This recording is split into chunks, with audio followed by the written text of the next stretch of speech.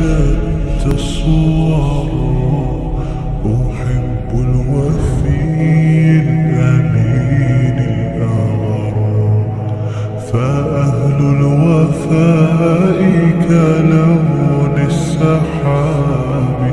وحسن الربيع وماء المطر أحب الوفاء بشتى الصور أحب الوفي الأمين الأغر فأهل الوفاء كلون السحاب وحسن الربيع وماء المطر مقامهم فوق امام حسن رضی اللہ تعالیٰ عنہ کو شہید کروا کر اب اس شکی اور بدبخت فاسق و فاجر یعنی یزید پلید کو امام حسین رضی اللہ تعالیٰ عنہ یاد آئے۔ اب اس نے مدینہ منورہ کے صوبیدار ولید کو خط لکھا کہ امام حسین اور عبداللہ ابن عمر اور حضرت عبداللہ ابن زبیر رضی اللہ تعالیٰ عنہ سے بیعت کے لیے کہے اور انہیں مہلت نہ دے، انہیں ٹائم نہ دے۔ صوبیدار نے خط پڑھ کر ایک شخص کو بھیجا کہ امام حسین کو بلواؤ۔ امام حسین رضی اللہ تعالیٰ عنہ نے اس کے میسنجر سے فرمایا کہ چلو آتے ہیں۔ امام حسین اپنے اصحاب کے ساتھ صوبیدار کے پاس تشریف لائے اور بیعت کا حال سن کر فرمایا کہ مجھ جیسے چھپ کر بیعت نہیں کرتے، سب کو جمع کرو، بیعت لو۔ صوبیدار ولید نے کہا کہ ٹھیک ہے، آپ تشریف لے جائیں۔ پھر صوبیدار ولید نے دوبارہ بلایا تو آپ نے فرمایا صبح ہونے دو، اور ساتھ ہی آپ نے ارادہ فرما لیا کہ رات میں ہی مکے کے ارادے سے فیملی کے ساتھ سفر فرمایا جائے گا۔ آپ روضہ رسول پر حاضر ہوئے اور سلام پیش کیا۔ ناظرین، یہ شعبان کی چوتھی رات تھی، the fourth night of شعبان، اور اس کا بھی اکثر حصہ گزر چکا تھا۔ سب لوگ اپنے مکانوں میں سو رہے تھے اور ہاں، خاندان نبوت کے مکانوں میں لوگ جاگ رہے تھے۔ سفر کا سامان باندھا جا رہا تھا۔ حضرت امام علی مقام مسجد نبوی شریف سے باہر تشریف لائے اور قافلہ سوئے مکہ روانہ ہو گیا۔ آنکھیں اشکبار تھیں وہ لوگ جو مدینے میں پیدا ہوئے تھے۔ امام حسین کی ولادت بھی مدینے میں ہوئی، نانا جان کا روضہ بھی یہی ہے، اور آج اس نبی پاک کے خاندان کو مدینہ چھوڑنا پڑ رہا ہے۔ یہ کیسی رات ہوگی، یہ فرقت کا کیسا لمحہ ہوگا۔ اب دوسری طرف جب اہل کوفہ کو یزید خبیث کے تخت نشینی اور امام حسین سے بیعت طلب کیے جانے اور امام حسین مدینہ چھوڑ کر مکے تشریف لے آنے کی خبریں پہنچی تو ان لوگوں نے آپس میں مشورہ کیا اور امام حسین رضی اللہ عنہ کو خط لکھے کہ آپ ہمارے یہاں تشریف لائیں اور ہم کو یزید کے ظلم سے بچائیں، ہم آپ کی بیعت کریں گے۔ ناظرین، یہ ایک دو لیٹرز نہیں تھے، 150 لیٹرز، 150 لیٹر جمع ہو جانے پر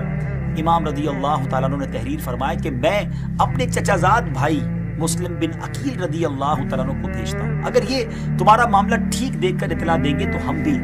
جلد تشریف لے آئیں گے۔ اب حضرت مسلم رضی اللہ تعالیٰ عنہ کوفہ بھیجے گئے اور جب وہاں آپ پہنچے تو کوفے والوں نے امام رضی اللہ تعالیٰ عنہ کو مدد دینے کا وعدہ کیا، بلکہ 18,000 داخل بیعت بھی ہو گئے، اور حضرت مسلم کو اپنی باتوں سے یہاں تک مطمئن کروا دیا، سیٹسفائی کروا دیا کہ حضرت مسلم بن عقیل رضی اللہ تعالیٰ عنہ نے امام حسین کو ایک لیٹر لکھا اور بتایا کہ حضور کوفی جو ہیں وہ میرا انہوں نے استقبال بھی کیا، بڑی تعداد میں بیعت بھی کر لی ہے، تو آپ اب کوفہ آ جائیے۔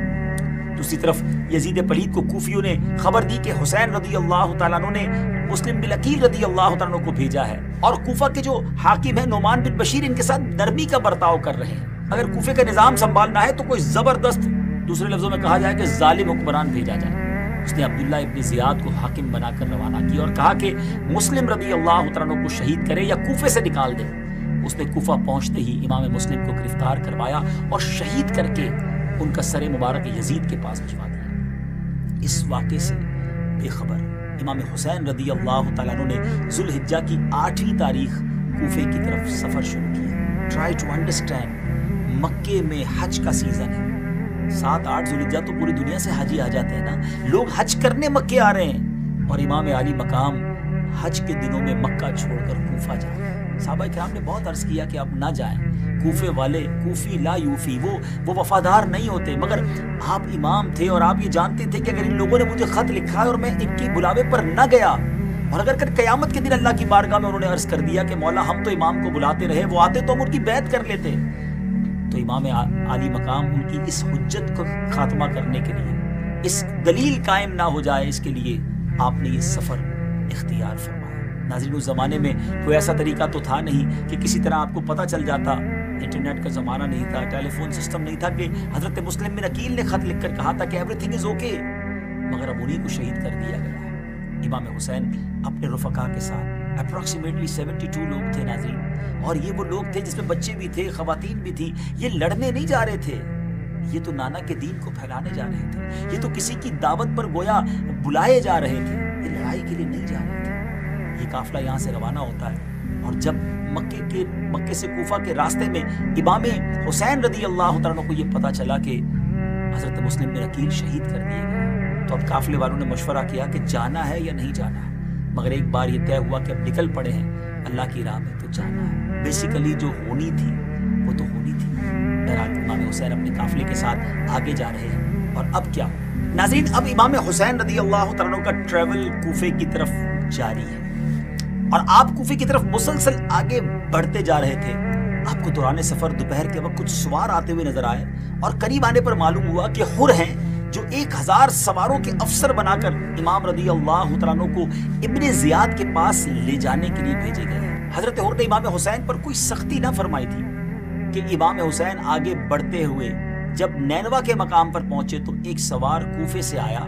اور اس نے حضرت حر کو ابن زیاد کا خط دیا جس میں لکھا تھا کہ حسین رضی اللہ تعالیٰ عنہ پر سختی کر، جہاں اترے میدان میں اتریں اور پانی سے دور رہیں، یہ قاصد برابر تیرے ساتھ رہے گا یہاں تک کہ مجھے خبر دے گا کہ تو نے میرے حکم پر عمل کیا کہ نہیں۔ حر نے خط پڑھ کر امام رضی اللہ تعالیٰ سے گزارش کی کہ مجھے یہ حکم آیا ہے کہ میں اس کے خلاف نہیں کر سکتا، یہ قاصد مجھ پر جاسوس بنا کر بھیجا گیا ہے۔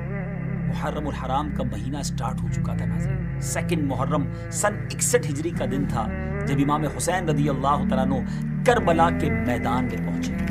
آزمائشوں اور مصیبتوں کا سفر شروع ہو چکا تھا۔